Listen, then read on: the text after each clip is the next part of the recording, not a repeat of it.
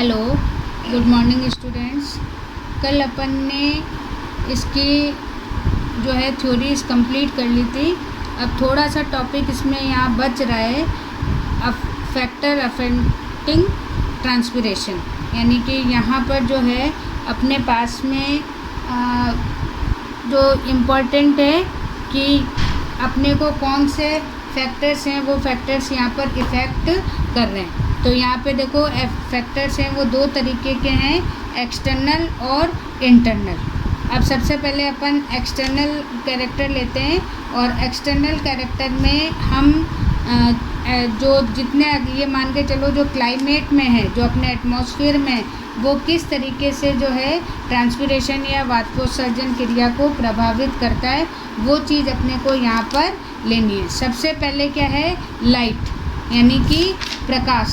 तो प्रकाश में अपन अगर स्टार्ट करें तो सनलाइट है, और आपको पता है कि सनलाइट में ही जो है वाष्पोत्सर्जन या प्रकाश संश्लेषण होता है। तो यहाँ पे सबसे पहले देखो, क्योंकि सनलाइट में रंध्र या स्टोमेटा क्या रहेंगे, खुले रहेंगे, इसलिए जो है ये प्रोसेस रेगुलर रहेगी। अब जो सनलाइट है, उस सनलाइट की तीव्रता या इंटेंसिटी पे ये जो है प्रभावित होगा। अगर इंटेंसिटी या तीव्रता अधिक है तो वाष्पोत्सर्जन ज़्यादा होगा, और अगर कम है तो वाष्पोत्सर्जन कम होगा, हो सकता है कि बंद भी हो जाए। तो यहाँ पे जैसे मान लीजिए कि जो रेड जो है सबसे ज़्यादा इंटेंसिटी होती है इसकी, तो उसमें सबसे ज़्यादा जो है वाष्पोत्सर्जन होगा, और उसके बाद में जो ब्लू लाइट है उसमें होगा। तो इस तरीके से जो है सनलाइट इसमें पड़ती है। फिर उसके बाद में है वायु या विंड, तो हवा है। अगर अभी मैंने आपसे 2 दिन पहले क्वेश्चन पूछा था, उसका मुझे किसी ने जवाब दिया नहीं, कि यदि किसी प्लांट के सामने हम पेडेस्टल फैन लगा दें तो उसके ट्रांसपिरेशन या वाष्पोत्सर्जन पर क्या फ़र्क पड़ेगा। तो इसमें क्या होगा कि अगर हम ये जैसे अपने घर में तो अपन पंखा लगा रहे हैं तो ठंडक, लेकिन अगर हम प्लांट के सामने लगाएंगे तो बराबर उसका जो एरिया है वो हटता रहेगा। तो ऐसे समय जो है ट्रांसपिरेशन रेट बढ़ेगी। ये आपका नीट का क्वेश्चन है, तो आपको इसको ध्यान में रखना है। तो अगर मान लीजिए आंधी आ रही है या बहुत तेज़ हवा चल रही है, तो उस समय जो है वाष्पोत्सर्जन की क्रिया तेज़ होगी। और बिल्कुल अगर साइलेंट है तो उस समय, क्योंकि उसका एनवायरनमेंट वहाँ पे क्या स्टिल है, तो उस वजह से वहाँ पे वाष्पोत्सर्जन कम होगा, लेकिन तेज़ हवा में वाष्पोत्सर्जन या ट्रांसपिरेशन रेट उसकी बढ़ जाएगी। फिर उसके बाद में है वाटर, कि हमारे जो सॉइल है उसके अंदर कैसे पानी है। तो अगर मान लीजिए पानी कम है सॉइल में, तो जो ट्रांसपिरेशन है वो कम होगा, और अगर सॉइल ज़्यादा है तो वाटर ज़्यादा होने पर इसकी जो रेट है वो क्या होगी, बढ़ेगी। फिर एक और है टेम्परेचर।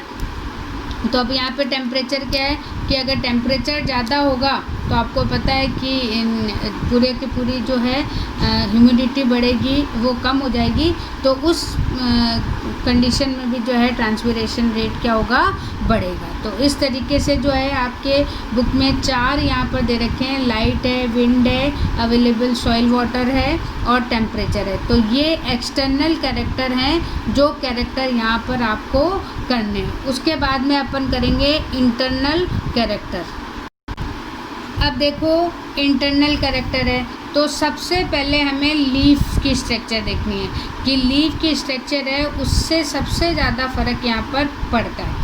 अब यहाँ पर अगर आप देखो तो सबसे ज़्यादा जो अनुकूलन है या सबसे ज़्यादा जो अडेप्टेशन है, वो अडेप्टेशन हमें कहाँ मिलता है, जो हमारे 0-5 प्लांट्स है, यानी जो रेगिस्तान में या मरुस्थल में है, उन लीव्स में जो है वाटर को ज़्यादा रिलीज़ नहीं किया जाए, इवोपरेट नहीं किया जाए, तो उसके लिए उसमें बहुत सारे जो है अडेप्टेशन होते हैं। जैसे मान लीजिए कि उनमें स्पाइंस मिलेंगे, उनकी जो लीव्स है उस लीव्स के ऊपर वैक्सी लेयर, जैसे आपने कैलोट्रोपिस या आँख का पेड़ देखा है, तो उसमें आपको क्या मिलता है, ऊपर की तरफ एक वाइट कलर की वैक्सी लेयर मिलती है। तो वो जो है पानी को रोकने का काम करती है। तो यहाँ पे सबसे ज़्यादा इम्पॉर्टेंट है कि लीफ की जो स्ट्रक्चर है उस स्ट्रक्चर के अकॉर्डिंग जो है ट्रांसपिरेशन रेट होती है। अब जैसे मान लीजिए कि एक पेड़ होता है कनेर का, अगर अपने स्कूल की तरफ अपन आते हैं तो रास्ते में आपको दिखता भी है, पूरे डिवाइडर पे लगा हुआ है। तो ये जो कनेर या नीरियम का पेड़ है, इसके अंदर जो स्टोमेटा होते हैं वो स्टोमेटा कहाँ होते हैं? गड्ढे के अंदर, कि अगर पानी निकला भी, इवोपरेशन हुआ भी या ट्रांसपिरेशन हुआ भी, तो ये पानी को वापस से एब्जॉर्ब कर लेते हैं और वो चीज़ कंडीशन यहाँ पर नहीं आती है। तो सबसे पहले तो जो है डिपेंड करेगा किस पे? लीफ की स्ट्रक्चर पे। अब सेकंड है हमारे पास में रूट शूट रेशो, कि अगर मतलब रूट जो अंडरग्राउंड है, शूट जो अपर ग्राउंड है, तो इस तरीके से जो है अगर इसमें रेशो बढ़ेगा तो जो ट्रांसपिरेशन प्रोसेस है वो प्रोसेस भी क्या होगी? ज़्यादा होगी, क्योंकि पूरे उसको अपने को बैलेंस करके चलना है। फिर उसके बाद में लीफ ओरिएंटेशन, यानी कि किस तरीके से जो है लीफ उस स्टेम के ऊपर लगी हुई है। अब आपने 11th में मोनोकोट और डाइकोट देखे हैं, तो आपको पता है कि जो डाइकोट है उस डाइकोट में लीफ के केवल अपर सरफेस पे सनलाइट पड़ती है, नीचे नहीं पड़ती है, इसलिए जो है वहाँ पे जो स्टोमेटा है वो नीचे की तरफ है। वहीं अगर आप मोनोकोट को देखो तो उसकी कुछ टाइम पे अपर सरफेस पे भी, क्योंकि वो जो लीफ है वो कैसी हैं? वो खड़ी हैं, तो इस पैरेलल हैं, तो उस वजह से जो है वहाँ पे दोनों पे ही सनलाइट पड़ती है, इसलिए वहाँ पे जो स्टोमेटा है वो दोनों अपर एपिडर्मिस में भी होते हैं और लोअर एपिडर्मिस में। तो यहाँ पर ये ध्यान आपको रखना है कि जब बिल्कुल सामने होगी तो जो है, या जिसको आप कह सकते हो कि राइट एंगल पे अगर लीफ होगी तो जो है ट्रांसपिरेशन ज़्यादा होगा, और अगर लीफ पैरेलल होगी, समांतर होगी, तो वहाँ पर जो है ट्रांसपिरेशन क्या होगा? कम होगा। फिर उसके बाद में अपन देखते हैं कि साइज़, अब ये है कि अगर जितना सरफेस एरिया ज़्यादा होगा उतना जो है ट्रांसपिरेशन ज़्यादा होगा, और अगर छोटी लीव्स होंगी तो वहाँ पर कम होगा। तो इस तरीके से कुछ यहाँ पे इंटरनल कैरेक्टर हैं, जो कैरेक्टर यहाँ पर आपको मैं बता रही हूँ। अब अपन देखते हैं सिग्निफिकेंस या महत्व। अब देखो ये जो सिग्निफिकेंस है या महत्व है, अब आप देखो कल भी मैंने आपको बताया था कि जो ट्रांसपिरेशन है उस ट्रांसपिरेशन को अपन क्या बोलते हैं? Necessary evil. कल भी आपको बताया था कि ये एक ऐसा है जो कि पानी को हमें निकालना भी है, यानी आवश्यक बुराई से कहा जाता है।